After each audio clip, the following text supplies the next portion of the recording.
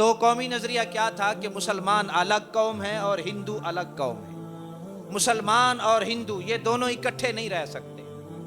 سب سے پہلے یہ نظریہ شیخ احمد سرہندی حضور مجدد پاک علیہ رحمہ آپ نے پیش کیا، پھر اس کا خواب علامہ اقبال علیہ رحمہ آپ نے دیکھا، اور پھر اس کو عملی صورت میں جب ڈھالا ہے تو وہ قائد اعظم محمد علی جناح رحمۃ اللہ تعالی علیہ آپ نے پھر اس کو عملی شکل عطا فرمائی ہے۔ تو اب وہ جو دو قومی نظریہ تھا کہ ہندو الگ قوم ہے اور مسلمان الگ قوم ہے،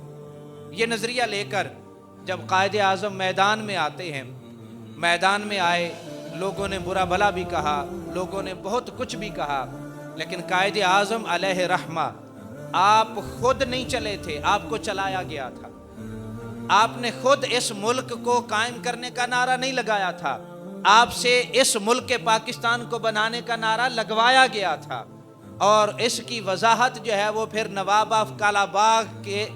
گھر سے جو ہے وہ ہوتی ہے کہ جب نواب آف کالا باغ کا بیٹا پی ٹی وی کے اوپر بیٹھ کر کہتا ہے کہ میں جو ہے وہ پاکستان کے حق میں نہیں تھا،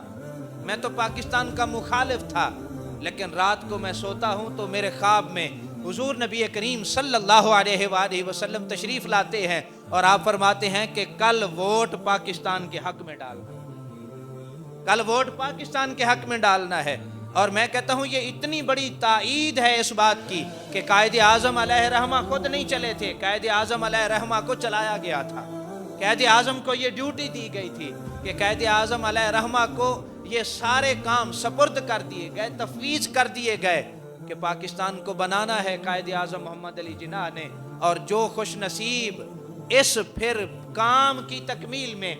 آپ کا دست و بازو بنتا چلا جائے گا، اللہ اور اللہ کے محبوب کی نظر میں وہ مقبول ہوتا چلا جائے گا۔